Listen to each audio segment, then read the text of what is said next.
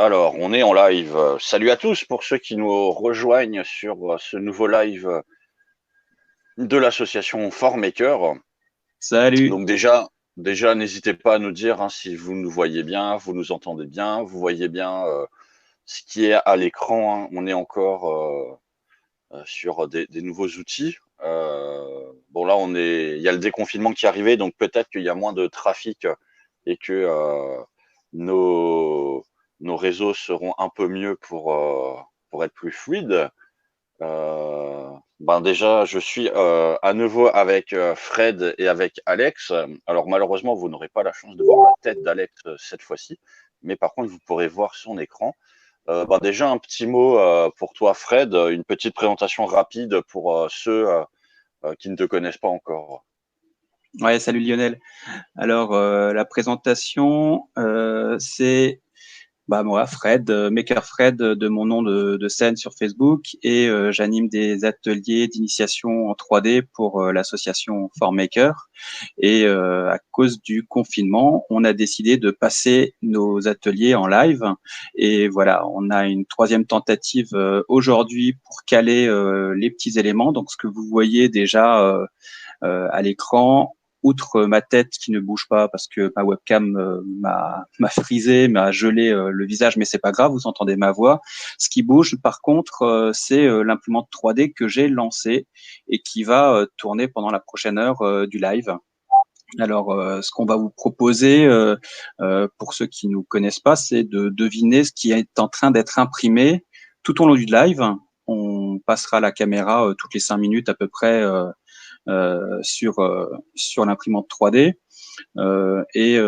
Pendant l'autre partie, il y aura la possibilité, moi je vous anime un atelier si vous êtes connecté à une page web, à votre téléphone et avec une souris. Je vous propose un atelier pour créer vous-même un objet en 3D. Donc ce sera un premier test. J'ai créé la page correspondante sur notre site internet. Je vous le montre dès à présent pour que vous puissiez voir ce qu'on vous propose. Donc, pour ceux qui veulent se connecter, on verra également par après. C'est le site formmaker.org, donc www.form, F-O-R-M, deuxième M, A-K-E-R.org. Et du coup, vous tomberez sur notre page et il y a une page dédiée qui vous emmènera sur un atelier. Cette page dédiée, je vous le rappellerai plus tard, mais ceux qui sont déjà sur un écran de PC, je vous invite à cliquer sur notre agenda 2020. Il y a le premier lien qui se trouve en dessous de agenda 2020. Ça s'appelle 3D IM Live, donc 3D Initiation Maker Live. Je clique dessus et vous voyez déjà une page avec les 2 lives précédents pour lesquels on avait imprimé des visières contre le Covid. Vous avez le fichier STL à télécharger, vous avez le quiz en même temps pour connaître un peu l'impression 3D et voir comment cette visière s'imprime. Il y a un time-lapse, c'est-à-dire une vidéo très courte de 4 minutes qui montre l'impression en accéléré. Vous verrez ce time-lapse environ vers 57 minutes du live qui dure à peu près 1 heure. Pour le deuxième live, c'est pareil. On a fait également une impression 3D contre le Covid avec l'impression d'une valve qui se branche au masque dont on a beaucoup parlé, le masque Décathlon qui pouvait servir pour permettre aux malades en réanimation de s'oxygéner. Et du coup, ce masque a été détourné par les makers en créant une valve. En fait, c'est même les constructeurs qui ont créé le fichier 3D, ils l'ont partagé à la communauté, les makers l'ont imprimé et certains hôpitaux en Italie ont utilisé et les masques et les connecteurs pour sauver des gens. Aujourd'hui, on est sur le troisième live, donc en mode déconfinement. Peut-être des gens ont remis le nez dehors et du coup, moi, je vous propose de travailler un petit peu votre 3D si vous l'avez jamais fait. Alors, je le rappelle, hein, sur notre site www.formmaker.org. Vous pouvez aller sous l'agenda 2020. Il y a notre émission qui s'appelle 3DIM Live. En cliquant dessus, vous accédez à cette page et vous avez un lien pour démarrer l'atelier. C'est un lien qui s'appelle Atelier Poterie 3D. Alors, en cliquant dessus, je vous montre. Vous avez un tableau, une sorte de feuille avec un papier millimétré et des outils que je vous présenterai tout à l'heure. Là, c'est juste pour préparer les personnes qui veulent suivre l'atelier à trouver les liens. En tout cas, si vous avez un doute pour aller sur les pages, n'hésitez pas à demander Lionel sur le chat pour qu'il vous aiguille. En tout cas, moi, j'ai fait une présentation un petit peu longue. Désolé pour ça. En tout cas, il y a la suite qui se prépare. Moi, je propose de voir si Lionel est avec nous. Oui, oui. Et c'est si surtout Alexandre. Est-ce que Alexandre toi, est tu es avec là? nous. Ok. Alors, Alexandre est là, très bien, sans doute. Bah, peut-être une petite présentation d'Alexandre aussi, peut-être pas aussi longue, hein, mais tu peux. Bon, bah, Alors Alexandre, vous ne le voyez pas à l'image, mais il est bel et bien là. oui. Alors, je me présente, Alexandre Adler. Donc, moi, j'ai rejoint FromMaker parce que j'ai fait des études en 3D à la MGM Graphic Design. Aujourd'hui, je me spécialise dans la sculpture 3D et la modélisation classique. Et pour aujourd'hui, alors, ce que je comptais faire pendant le live,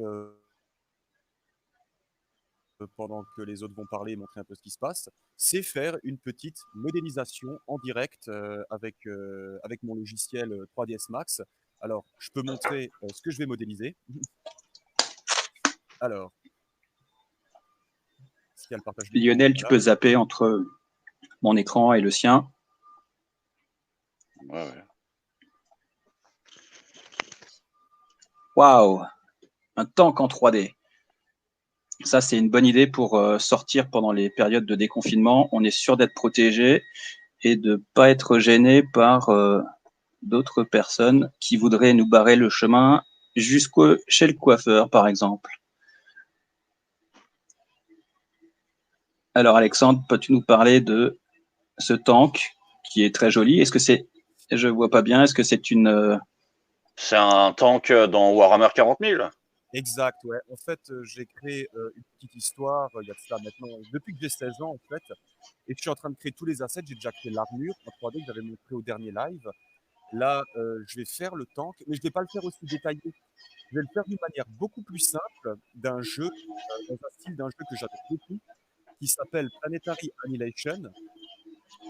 Et en fait, c'est très simple, c'est très anguleux, c'est très carré, c'est très cartoon. Je vais le faire en fait dans ce style justement, très anguleux, très simple. Waouh, ok. Alors là, ce qu'on voit, c'est des canons défensifs, c'est ça? L'exemple que tu nous montres? Parce que en fait, moi, ouais, c'est un... Ouais, ouais. C'est un jeu en fait qui a été fait à l'époque. Son grand frère s'appelait Total Annihilation, qui était un jeu très connu, c'était un STR. Après, ils ont fait l'autre petit frère qui était Supreme Commander, qui était dans la même optique, mais un peu plus détaillé. Après, la boîte a fait faillite, mais l'équipe est restée soudée, a ouvert un studio indépendant et on sort Planetary Annihilation.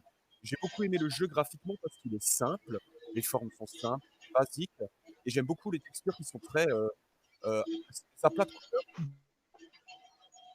D'accord. Bête en fait quoi. Donc je vais modéliser comme ce petit tank, enfin, ce gros tank, mais de façon très simple. En fait, il n'y aura pas autant de détails. Ok, waouh. Bah écoute, on te souhaite bon courage. En tout cas, dis-nous à quel moment tu penses qu'on peut reprendre la main pendant qu'on te regarde. En tout cas, avec Lionel, on va essayer de parler de la 3D pendant qu'on te regarde faire. Ouais. Et moi, si je vois bien ce que tu es en train de faire, bien déjà, je reconnais l'interface d'un logiciel que j'aime beaucoup aussi, c'est 3D Studio Max. Ouais. Et, là, eh ben, écoute, je vois que tu crées un cube. Ça commence par là, en général. C'est une première chose à voir. En tout cas, c'est passionnant. Moi, je voudrais dire qu'effectivement, le logiciel 3D Studio Max, c'est un logiciel dans lequel je suis moi-même tombé quand j'avais un peu de temps à perdre. Quand j'étais adolescent, ça m'a beaucoup plu. Et pour vous dire que c'est pas un logiciel tout à fait récent, mais qui a su vraiment bien évoluer pendant voilà toutes ces années. Alors, entre-temps, pour ceux qui fréquentent les Fab Labs et qui se disent, bon, ben, OK, 3D Studio Max, c'est un logiciel payant, en tout cas pour les professionnels. Il me semble que pour les étudiants, la licence est gratuite, donc ça, c'est déjà une bonne chose pour apprendre à modéliser en 3D. Et pendant 3 ans. Quand tu, allez, OK. Tu vas avoir la version gratuite.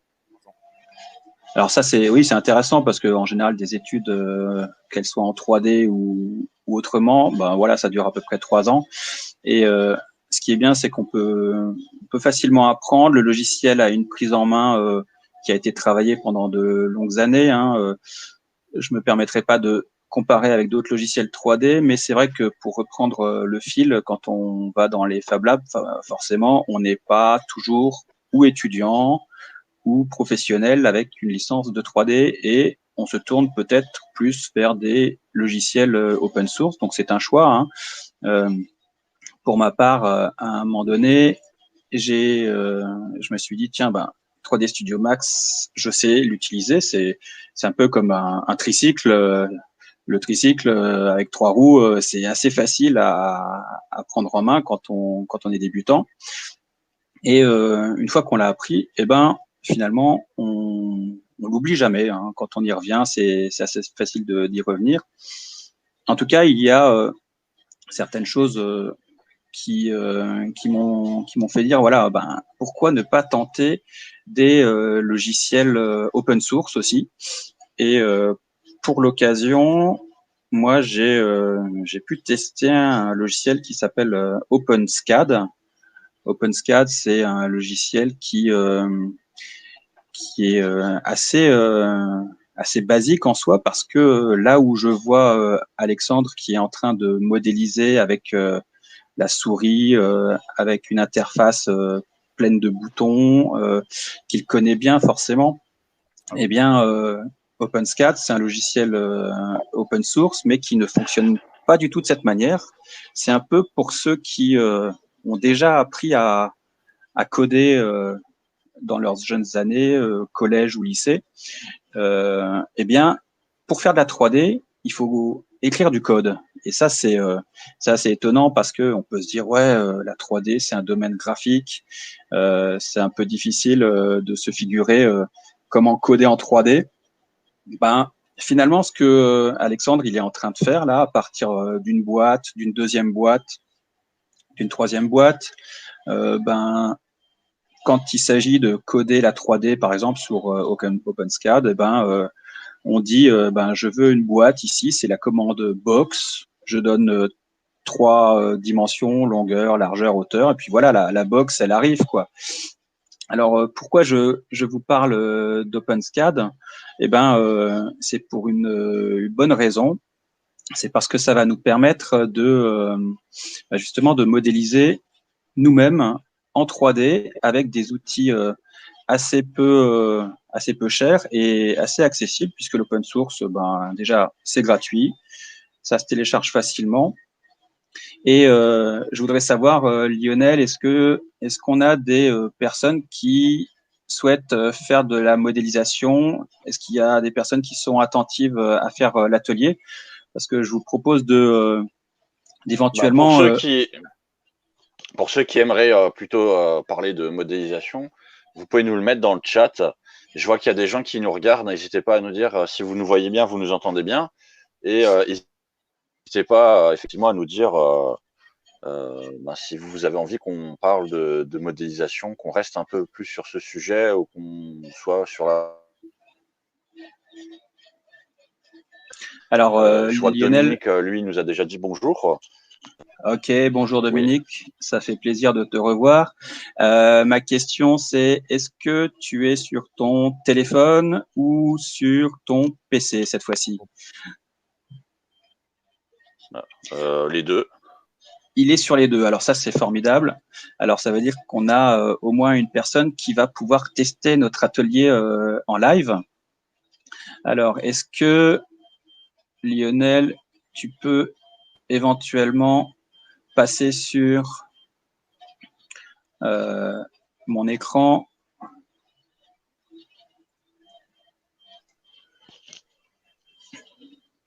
Ok, super. Alors, pour ceux qui sont sur leur PC, moi, je les invite à rejoindre le site internet formmaker.org et à tester notre atelier poterie en 3D. Alors, pour ceux qui nous connaissent habituellement, on fait un atelier toupie.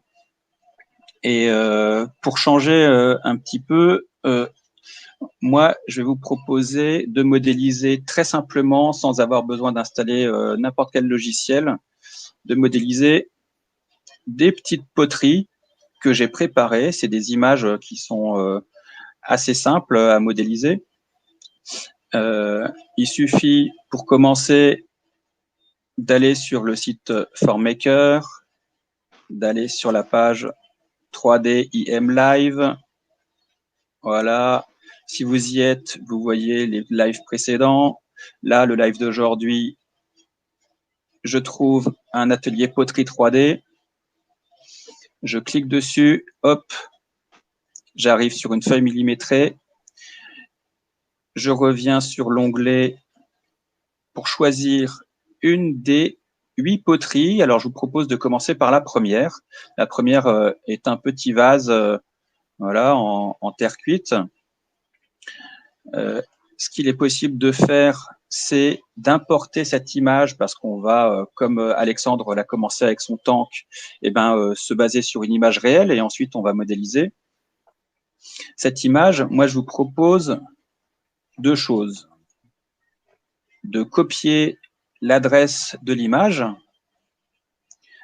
et de la coller dans le script, la feuille que vous avez, la page que vous avez ouverte comme atelier.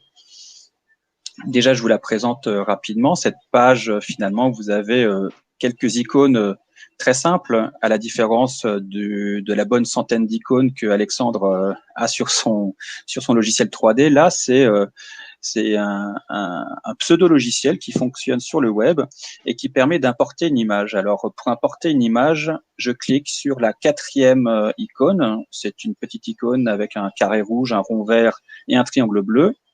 Et vous voyez plusieurs champs qui sont apparus. Il y a plusieurs possibilités, soit de parcourir l'ordinateur, le disque dur de votre ordinateur pour mettre une image, soit de coller une URL, c'est-à-dire une adresse web d'une image. Alors, je clique droit dessus, je colle l'adresse web de la petite poterie et j'appuie sur Entrée. Alors, je recommence pour voir si ça fonctionne un peu mieux que tout à l'heure. Je copie l'adresse URL, hop, je colle, ça ne marche pas tout de suite. Est-ce que j'ai testé ça sur un autre logiciel peut-être? Alors, on va revenir Je suis en train de le faire en même temps. Moi, j'ai enregistré l'image et j'ai fait importer depuis mon ordinateur et j'ai l'image qui s'est mise. Peut-être alors, essaye bravo de cette manière. Lionel, c'est une solution qui est idéale aussi. Je vous propose de cliquer sur la première image, d'enregistrer l'image sous le bureau, par exemple. Hop. Voilà. Moi, j'ai enregistré toutes les images de vase que vous voyez ici. Je choisis la première, je l'enregistre pour vous l'enregistrer.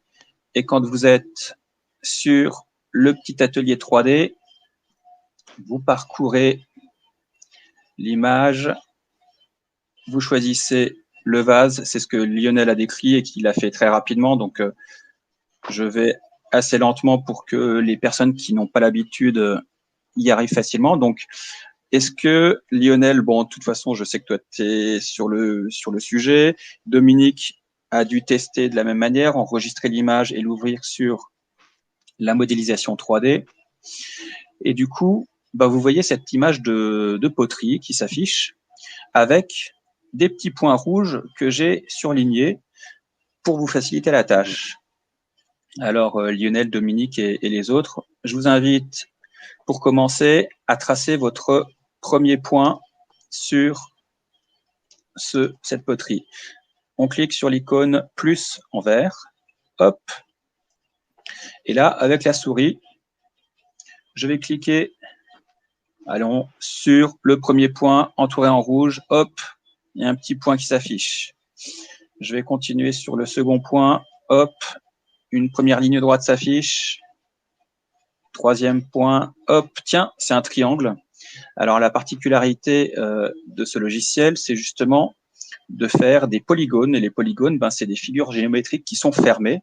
Donc, le dernier point sera toujours relié au premier et ça va être plus simple pour la suite, même si c'est un peu déroutant au prime abord. Je clique sur un quatrième point, hop, pour prendre la courbe du vase, de la poterie. Cinquième point, je clique dessus. Et là, ben, comme vous avez un vase en réel qui a été pris avec une perspective, eh bien, on voit l'arrondi du pot par en dessous, on voit l'arrondi de l'ouverture par au-dessus. Moi, je vous invite, et c'est pour ça que j'ai créé un point rouge en plein milieu du pot, mais en fait, ça va créer un volume que qu'on va pouvoir donner en 3D. Alors, j'espère que vous êtes déjà arrivé jusque-là. En tout cas, je vous laisse le temps de le faire et peut-être en attendant, on peut passer sur où se trouve Alexandre dans sa modélisation 3D. Et après, on reviendra sur le pot pour ceux qui ont essayé ce vase, le deuxième ou le suivant. À tout de suite. Alexandre, si tu es prêt, eh ben, vous êtes prêt. Ok, ça a déjà donné une forme intéressante. On a plus que des boîtes là. On a déjà un corps avec des chenilles. Ok, ben écoute, si tu veux nous décrire ce que tu fais, les particularités de ce logiciel, et peut-être voilà nous dire comment tu en arrives là, de quelle manière tu l'as appris, et voilà les étapes ou les questions que tu penses que les gens peuvent te poser sur ce sujet. À toi. Alors, c'est très simple en fait. Si vous voulez, en fait, Max, la modée traditionnelle, en fait, hein, c'est comme tu l'as expliqué, ce sont des polygones. Des polygones, ouais. Alors, dans la 3D, quand tu modélises, tu as deux formes de modélisation. Enfin, tu as deux formes de polygones que tu peux utiliser. Tu as soit le quad. Ok. Tu as le triscale. Alors, eux, on me disait toujours des triscales, mais en fait, c'est le tris pour dire triangle. D'accord. Ça, ce sont des formes qui sont tolérées dans la 3D. Il y a des formes qui ne sont pas tolérées dans la 3D, qu'on appelle par exemple les n-gon ou les polygones à plusieurs faces et qui ne sont pas reliés entre eux. Par exemple, si maintenant Alors, ce que je comprends en tout cas de ce qu'Alex nous raconte, c'est effectivement dans la 3D, la forme de base, c'est le triangle. Et après ça, au fur et à mesure des évolutions des logiciels 3D, Max est donc un bon représentant d'un des logiciels qui a vraiment su évoluer pendant toutes ces années. Et ben, on est passé à des formes toujours plus complexes. Un triangle, voilà, c'est quelque chose que vous apprenez, je sais pas, déjà en maternelle, et puis après vous faites de la géométrie dans les collèges, et puis après, ben, vous commencez à faire des équations, des fonctions, et en fait, toutes ces formules mathématiques toujours plus complexes, utilisées dans la 3D, vont permettre de modéliser des choses toujours plus réalistes. Voilà, et au final, ben, ces polygones que moi je vous montre avec un petit logiciel qui n'est pas un logiciel sur la page web pour faire une poterie, et ben voilà, toutes ces formules mathématiques qui sont transformées par des ingénieurs, développeurs pour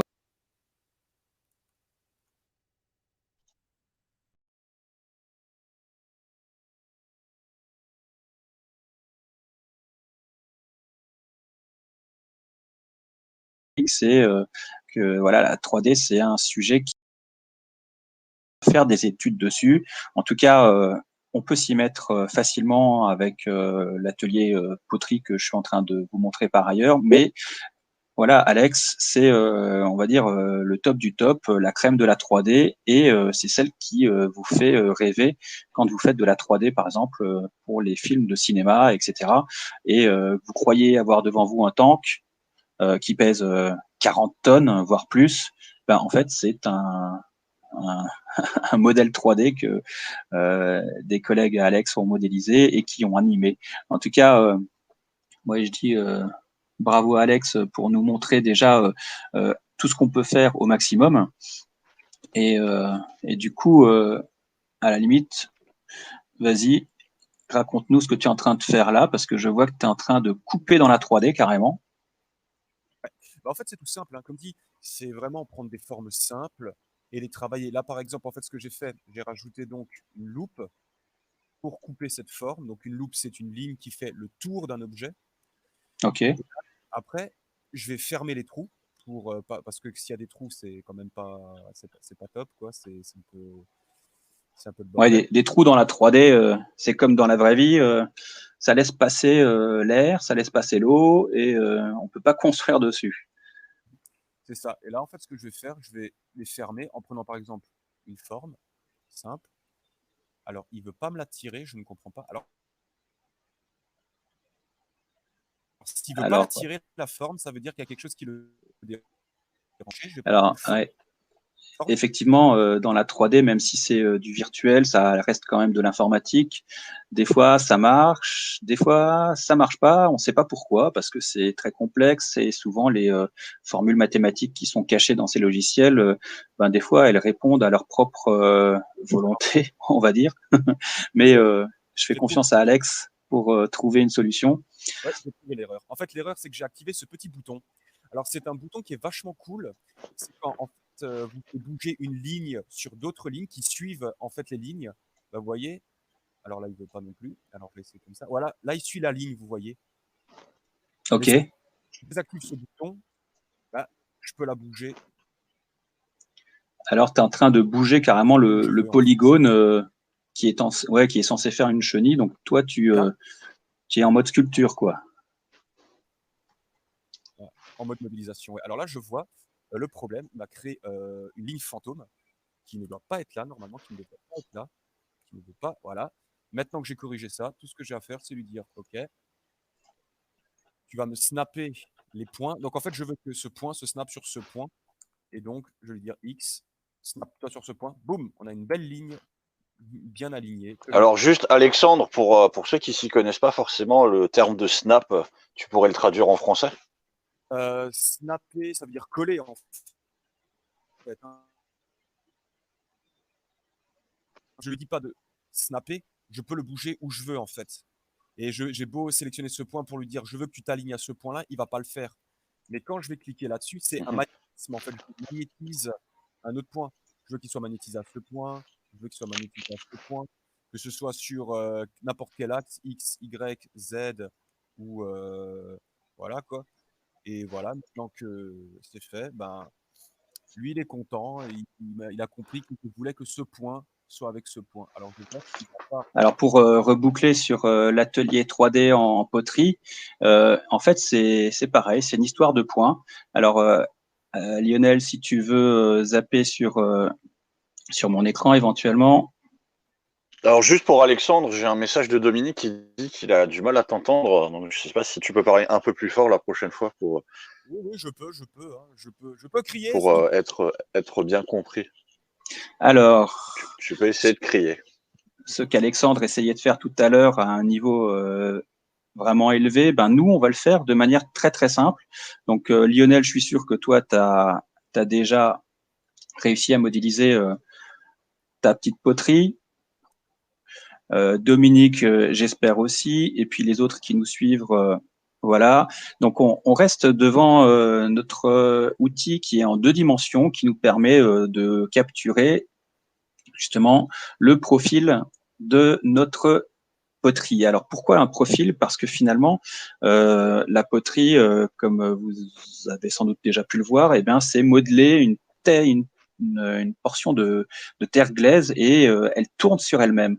Alors comment est-ce qu'on fait ça en 3D? Ça sera très vite à votre portée, mais je voulais vous montrer qu'effectivement, peut-être quand vous avez déjà créé ce tracé sur la mini poterie, ce que vous avez peut-être pas vu, mais que la souris, quand vous avez cliqué sur ces points, a fait grâce à ce petit logiciel, eh ben, elle a transformé vos 1, 2, 3, 4, 5, 6 points en 6 coordonnées qu'on voit ici. Je zoome, comme ça vous me voyez mieux. Vous avez finalement, hop, le polygone que vous avez tracé. Et voilà, le papier millimétré que vous avez utilisé vous donne justement toutes les coordonnées de ce profil. Et comme je le dis assez souvent, maintenant que vous avez fait, c'est le plus dur.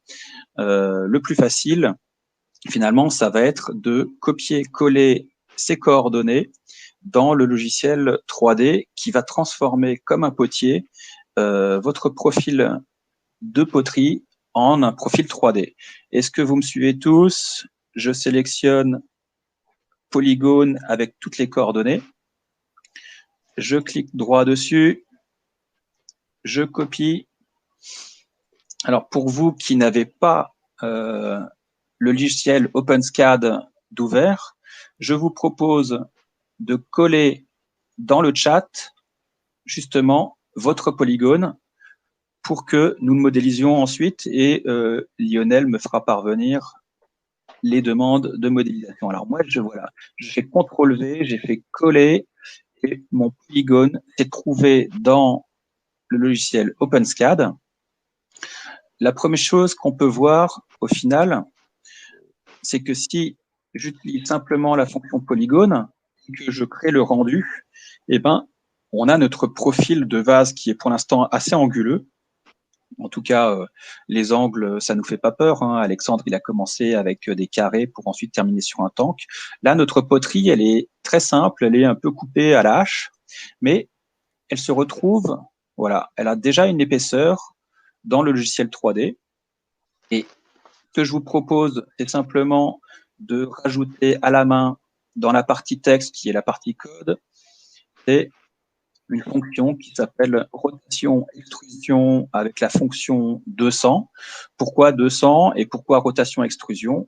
Eh ben, il faut prendre rotation extrusion comme vous demandez au logiciel 3D de devenir un potier et de faire avec cette 3D un pot en terre cuite qui va tourner sur lui-même à partir du centre. Et voilà, 200, c'est que je vais répéter 200 fois le profil tout autour pour qu'il soit bien lisse. Et je clique dessus, hop, qu'est-ce qu'on a? Et on a, voilà, notre profil de pot qui est devenu en 3D, rien que en copiant-collant votre ligne que vous avez dessinée tout à l'heure avec la souris dans ce petit logiciel en 3D. Alors, me direz-vous, ok, qu'est-ce qui se passe si on veut un joli pot avec des arrondis? Alors, je vous propose de vous montrer cette petite fonction dans le logiciel en question. Et ensuite, on passera sur comment Alex, lui, fait des arrondis. Ah, là, j'ai cliqué un peu n'importe où, mais c'est pas grave. Sur la page, il me fait des choses. Et compte, au passage, les points que vous avez fait en trop, vous pouvez les supprimer avec l'icône moins. Donc celui-là, il est en trop. Celui-là, il est en trop. Je rezoome à nouveau pour qu'on voit à l'écran ce que je vais faire. Donc, outre les 4 icônes basiques que vous avez pu voir là, j'ai une icône flèche qui va me permettre, si je clique dessus, d'avoir non seulement la capacité de glisser, déplacer un point que j'aurais pas voulu mettre au bon endroit, hop, mais aussi de choisir si ce point est un angle ou si ce point est une courbe. Alors, si je clique sur la deuxième icône, on voit, voilà, le point en question devient non seulement un angle, mais une courbe avec, je zoome encore, des poignées bleu clair. Si vous le faites à votre écran, vous le voyez bien. Moi, je le distingue à peine, mais je sais où les trouver. Il y a 2 poignées qui vont, en fait, tirer vos courbes avec la souris pour créer des jolis arrondis. Alors, je suis en train de faire l'arrondi du haut, je descends l'arrondi du bas. Voilà, on a quelque chose d'assez sympathique.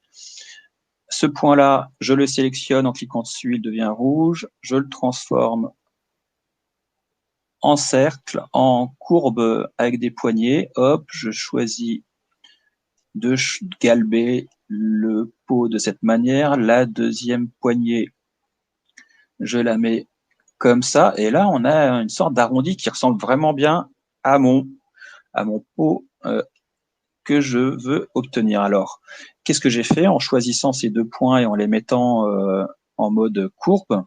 Eh ben, j'ai rajouté un certain nombre d'instructions dans la partie polygone. En fait, voilà, ces courbes, finalement, c'est beaucoup de petits points que le logiciel va interpréter entre le premier et le deuxième, et ça va créer non seulement une belle courbe, mais c'est beaucoup de petits points qui, justement, vont donner la définition de cette courbe. Mais c'est pareil, peu importe le nombre de points, moi, je sélectionne tout, je copie la courbe de mon pot dans le logiciel 3D. Alors, vous qui n'avez pas le logiciel Polygone OpenSCAD, on vous mettra le lien pour le télécharger, mais vous pouvez très bien coller vos polygones dans le chat et Lionel me dira s'il y a des participants qui ont collé le polygone.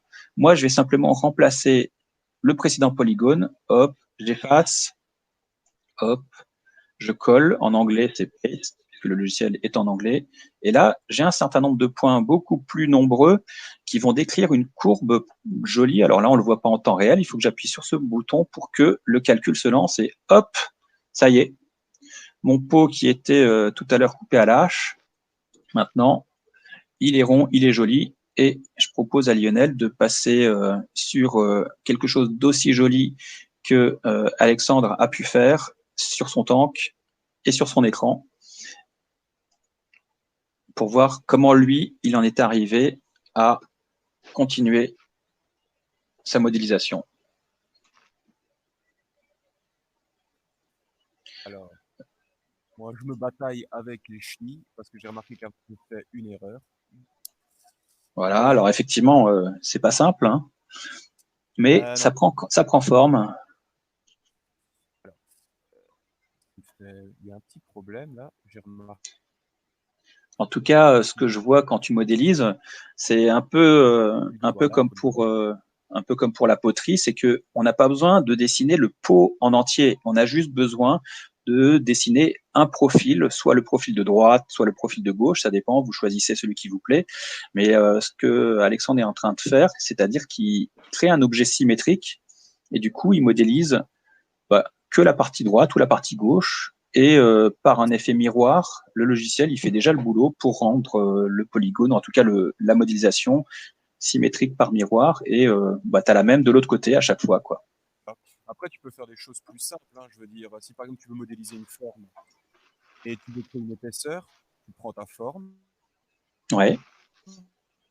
tu la modélises à plat, très simplement. Beaucoup font ça pour faire des épées, hein, par exemple.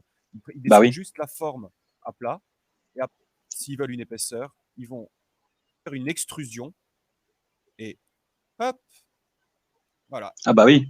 On a la forme en volume.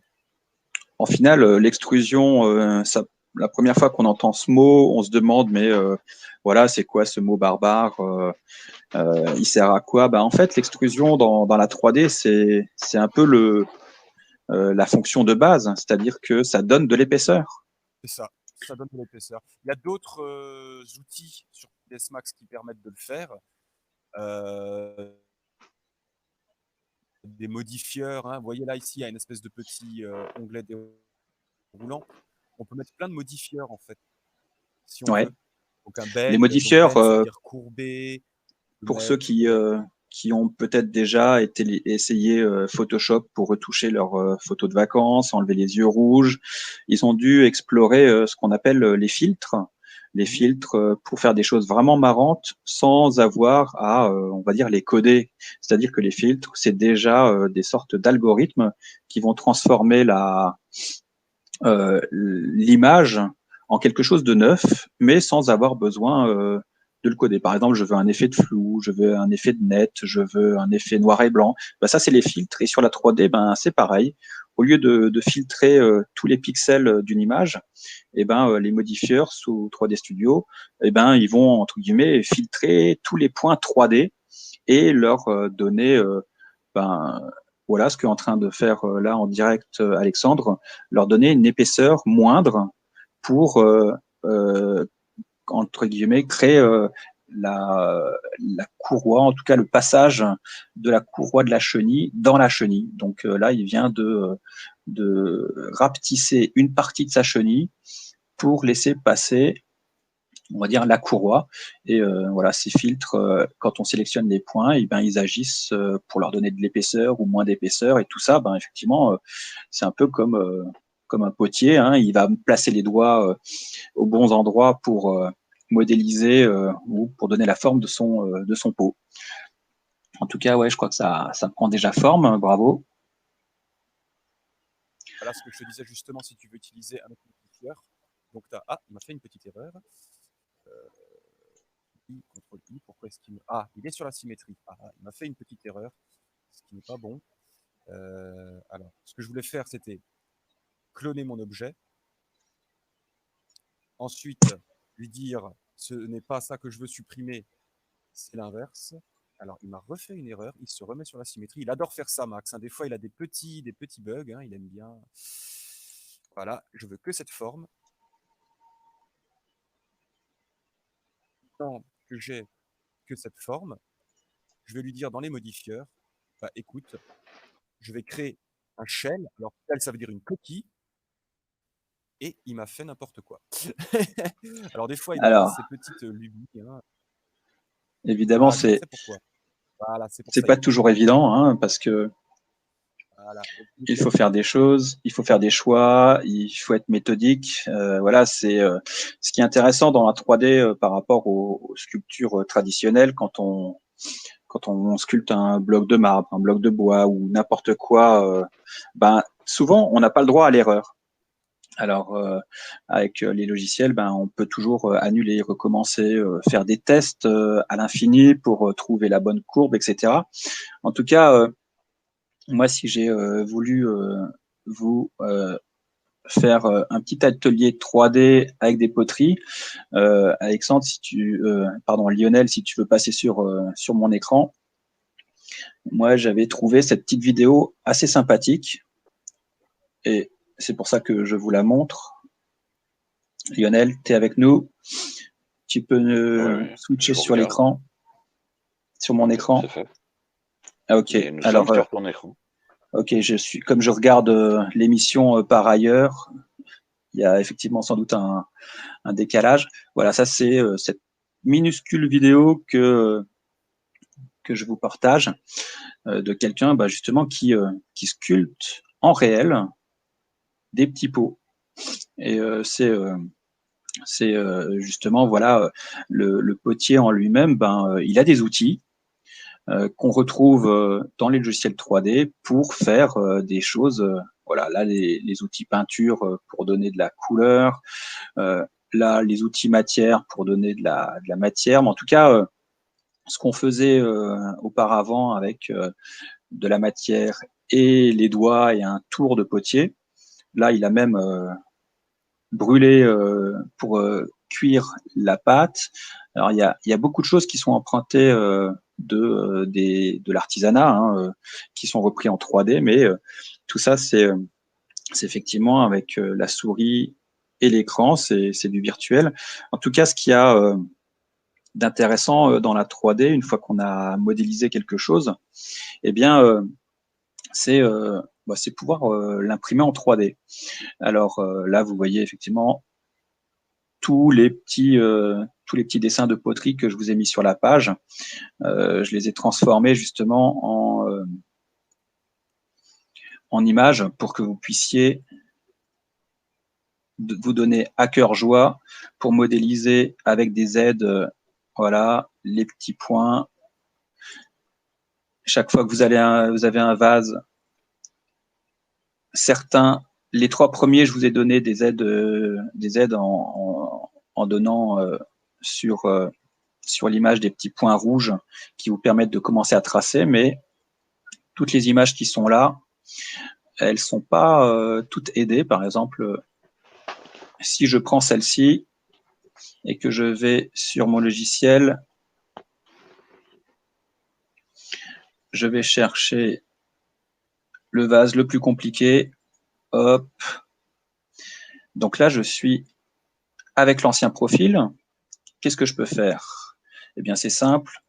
Je sélectionne tous mes traits, mes lignes, et je les efface avec la touche suppression. On n'a plus de courbe. Pour commencer à modéliser en 3D sans les petits points rouges. Hop, je continue. Je regarde où sont les limites de mon profil. Et voilà, je donne des formes. Hop, et là, on arrive à la fin. Hop, mais tout à l'heure, vous avez dû voir que j'avais un pot qui n'était pas creux. Et ben du coup, ce que je vais faire, ben, je vais créer une forme intérieure qui suit le bord, sans être totalement parfait, mais voilà. Je vais mettre un dernier point ici. Et si je veux créer une ouverture en haut du vase, eh ben, soit je supprime ce dernier point avec l'icône moins, et avec la flèche, eh bien, je peux déplacer un petit peu ce point pour créer une ouverture un peu plus harmonieuse. Hop, voilà, on est là. En fait, là, on a le profil. Et si je sélectionne tout, hop, je copie mon profil dans le logiciel 3D à la place du précédent. Donc voilà, tout ce qui est polygone avec les coordonnées, je l'efface. Je colle le polygone actuel. Moi, je me suis embêté à faire des arrondis, mais c'est simplement pour, hop, voir que, voilà, là, j'ai créé une petite ouverture dans le pot qu'on peut voir, hein, et qui va permettre éventuellement, si vous l'imprimez, de faire tenir une fleur avec une tige à l'intérieur. Maintenant, si vous avez suivi le quiz des lives précédents, vous avez sans doute appris que finalement, ce qui était important dans la 3D pour l'imprimer, c'est de transformer ce que je viens de dessiner en 2D puis en 3D, c'est de le transformer en STL, en polygone, pour que l'imprimante 3D, elle sache exactement où placer de la matière. Et le STL, finalement, c'est ce format de fichier qui va permettre d'aller chercher tous les points pour les imprimer. Donc, je clique sur cette icône-là qui va calculer le vase et l'enregistrer en format STL. Je l'appelle vase STL, j'enregistre et je vais sur un dernier logiciel qui s'appelle Cura. Là, vous voyez une chose que j'ai imprimée cette semaine, je vous en parlerai plus tout à l'heure. J'ouvre le fichier STL vase que j'ai créé tout à l'heure. Alors, est-ce que j'ai mis une extension? Je crois que j'ai pas mis d'extension. Il faut enregistrer vase.stl, sinon ça ne fonctionne pas. J'enregistre, je passe sur le dossier. Et là, est-ce que je vois bien ou je vois pas bien ce que j'ai fait? Nouveau dossier, vase. Hop. Est-ce qu'il a voulu faire quelque chose pour moi ou je m'y reprends à 3 fois. Cette fois-ci, je l'enregistre sous Polygone, juste pour voir. Export quand open file. Alors, effectivement, je vais faire autrement. Je vais le mettre dans mes images. Hop. Ça, c'est une question de disque dur. Des fois, quand ça ne veut pas, c'est bien d'essayer ailleurs. Hop. Les images, est-ce que j'ai... Ok, pour une raison que j'ignore, le vase n'a pas voulu s'exporter. Alors, on va regarder autre chose. Moi, je vous invite à deviner ce que j'ai imprimé cette semaine.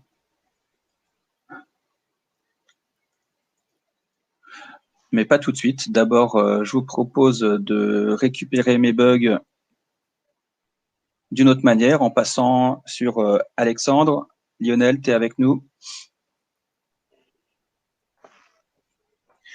Alexandre, il en est où? Il avance, il avance. Très bien. Qu'est-ce que tu peux nous dire sur ton tank pendant que moi je trouve aussi les raisons de mes bugs?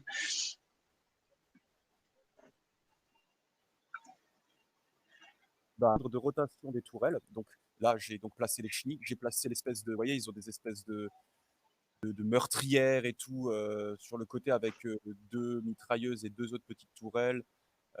Et donc j'ai déjà placé donc la meurtrière. Je vais placer bientôt les futures tourelles. Ah ouais, Je placerai une grosse tourelle. il y a Alors, du détail. je vais pas me cantonner à 200% au modèle de référence. C'est ça ce qui est bien dans la 3D et dans les domaines artistiques. C'est que avoir une référence, c'est bien pour savoir où est-ce qu'on va. C'est le b.a.-ba de la modélisation. Toujours une référence. Ok. Mais vous n'êtes jamais obligé de la suivre à 200%. Vous êtes après aussi, voilà. Je veux rajouter. Après, ça dépend aussi de ce que veut la personne qui vous passe une commande, hein, parce qu'il ne faut pas oublier que la 3D, c'est un métier. Vous avez des clients en face, vous avez des directeurs directeurs artistiques, directeurs modeling et tout ça, qui vont vous donner des ordres. Et donc, des fois, on peut être créatif, on peut faire un peu comme on l'entend, mais il faut toujours se cantonner au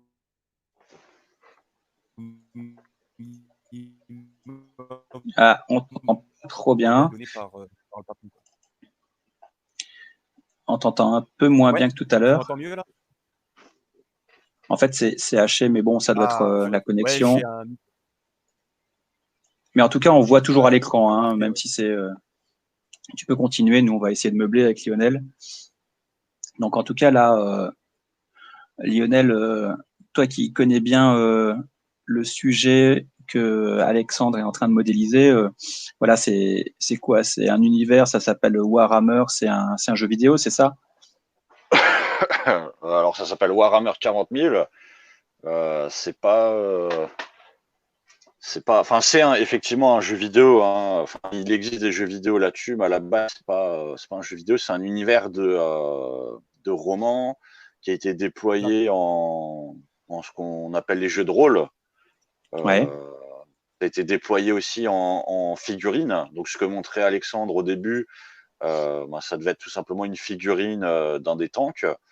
Donc c'est un univers assez large, hein, où voilà, vous avez des romans, vous avez des figurines, vous avez des jeux de rôle papier qui sont basés là-dessus, vous avez des jeux vidéo, vous avez des films en 3D justement qui ont été faits sur l'univers. Et donc, pour faire simple, comme son nom l'indique, en fait, on est en l'an 40 000. Enfin, on est après l'an 40 000 même, et on est dans un univers tout simplement où l'humanité essaye de survivre par rapport à plein d'autres espèces qui existent. Et on est dans une espèce de guerre totale ou guerre infinie où les hommes ont réussi à se déployer en fait dans l'univers, ont réussi à coloniser des planètes, ont découvert d'autres civilisations. Euh, et il y a des civilisations qui sont plus ou moins bonnes, on va dire, avec nous. Et il y a aussi ce qu'on appelle le chaos, qui est, je sais pas comment le dire, Corruption. l'antithèse de l'humanité. Et on a une confrontation entre l'humanité, le chaos, les autres espèces. Et donc, en fait, on est en guerre dans un univers où les gens ont aussi perdu la maîtrise de la création de beaucoup de choses.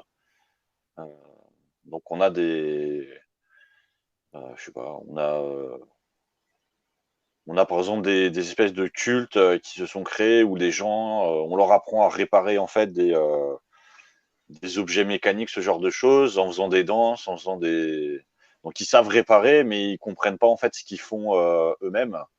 Voilà, donc c'est un univers assez guerrier avec plein de possibilités. Vous pouvez être un humain, vous pouvez être un inquisiteur, donc quelqu'un qui enfin, il y a plusieurs types d'inquisition, hein, mais voilà, des gens qui vont essayer de faire régner un peu la loi dans l'espace. Et on a aussi ce qu'on appelle des Space Marines, qui sont des espèces de surhommes qui mesurent 2,50 m et 3 mètres et qui, euh, j'ai envie de dire, qui sont des espèces de super-héros.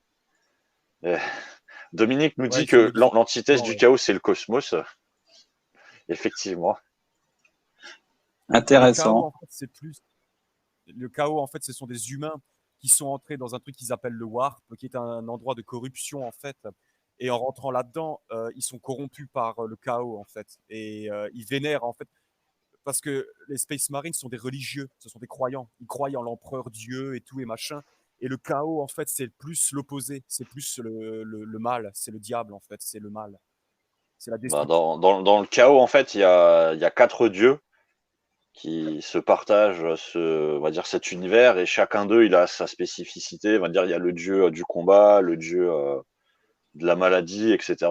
Et donc, effectivement, on a des gens qui sont corrompus par le chaos. On a l'humanité qui essaye de combattre le chaos, qui essaye de combattre aussi ce qu'ils appellent les xénos, hein, donc les étrangers, les races étrangères.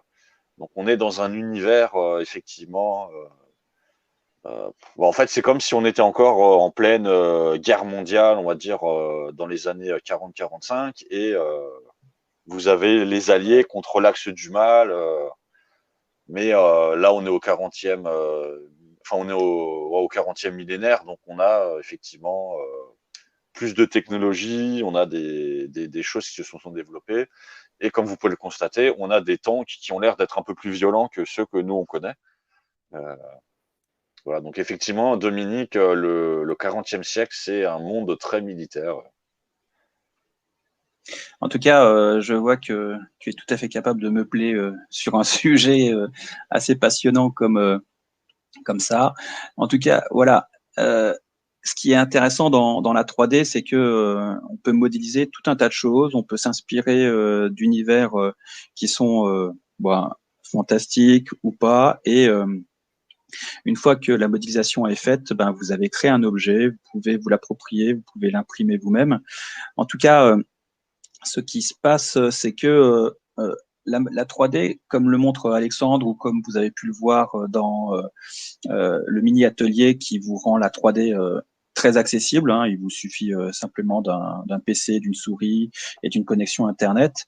On peut apprendre à faire de la 3D très simplement. On peut imprimer des choses qui sont intéressantes.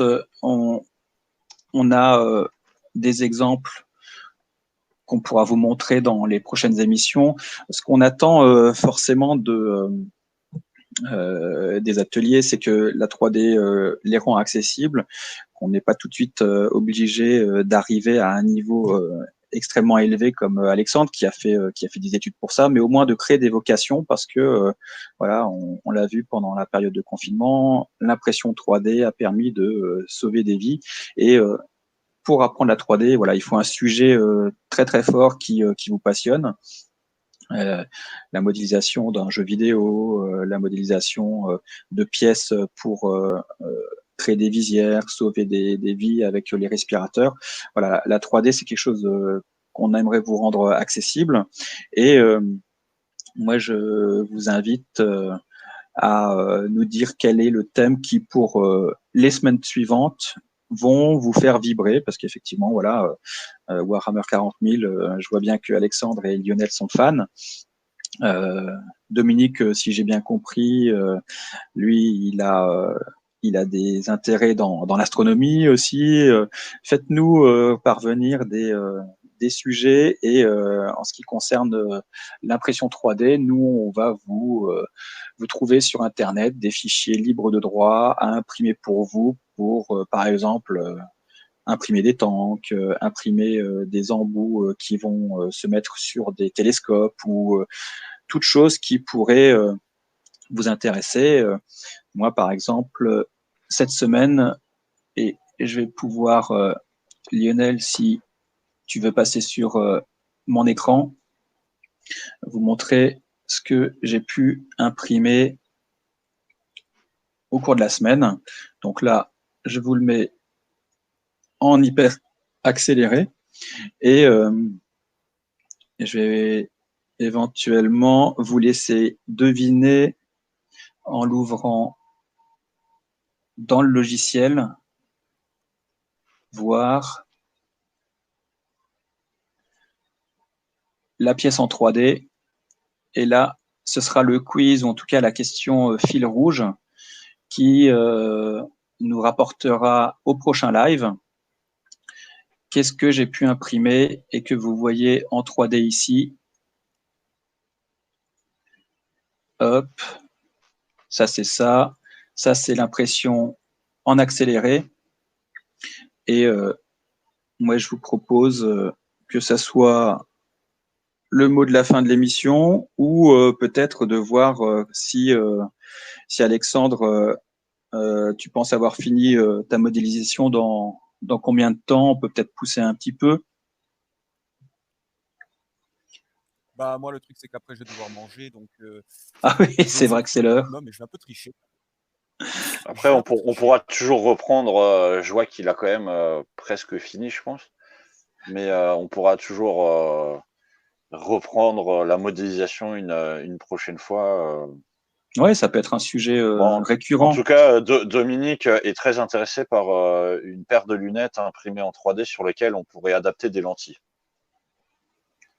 Alors, que j'essaye de comprendre, des lentilles grossissantes, hein, c'est bien ça, c'est-à-dire des lunettes qui permettent de zoomer ou en tout cas de faire des choses très minutieuses, comme les gens qui réparent des montres ou quelque chose comme ça, parce que pour moi Non, je pense que c'est plutôt une paire de lunettes sur laquelle tu mets des lentilles, enfin les verres peut-être plutôt.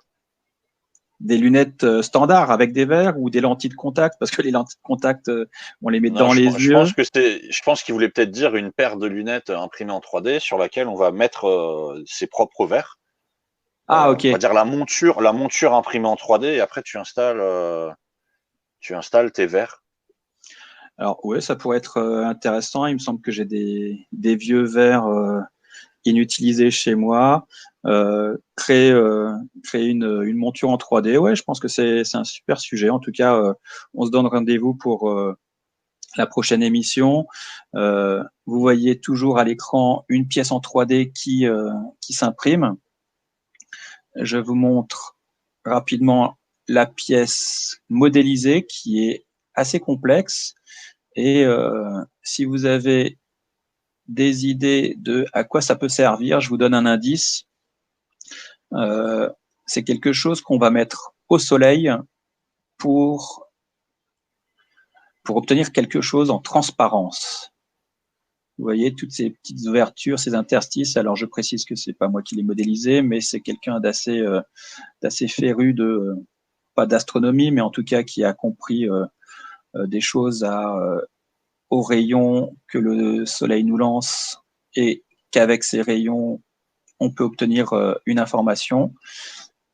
Voilà, ça c'est pour la 3D, le sujet en toile de fond qu'on va traiter le prochain live, en parlant des lunettes également, comme Dominique nous le demande, et peut-être voir sur l'écran de Alexandre où il en est pour la dernière image de cette émission. Bah là, j'habille un peu le temps. J'ai fait les canons les 2 canons du canon principal. Et là, j'habille un peu, quoi. Je fais quelques petites formes pour un peu habiller, pour que ça rentre bien, quoi. D'accord, ouais, waouh. En 1 heure, tu as réussi à modéliser un tank à partir d'une image. Waouh, c'est étonnant. En tout cas, pour notre part, on a modélisé un vase minuscule et mystère de la technique, j'ai pas pu vous l'enregistrer et vous le montrer en 3D, mais en tout cas, c'est un atelier qui peut vous donner envie de continuer d'explorer la 3D, que ça soit dans le thème de la poterie, dans le thème des jeux vidéo ou dans le thème du médical. Lionel, il y a eu des commentaires tout au long du live, des choses à rajouter. En tout cas, je te passe le micro pour le mot de la fin et nous donner rendez-vous. Bah écoute, Dominique a mis plein de propositions pour la prochaine fois. Effectivement, autour de l'astronomie. Bah moi, je remercie toutes les personnes qui nous ont suivis durant ce live. Il sera disponible en replay, donc n'hésitez pas à nous mettre vos commentaires aussi plus tard pour la prochaine fois. Et ben, on se donne rendez-vous la semaine prochaine à 11h30. Et on essaiera de voir ce que vous nous aviez proposé pour essayer de s'axer là-dessus. Je remercie Alexandre d'avoir été avec nous. Et j'espère que tu as bien mangé, Alexandre. Ouais. Bon appétit à tout le monde. Voilà. Et ben on va arrêter le live sur cette image de tank en construction. Et bon appétit à tout le monde. Et vous êtes prêts? 3, à bientôt. 2,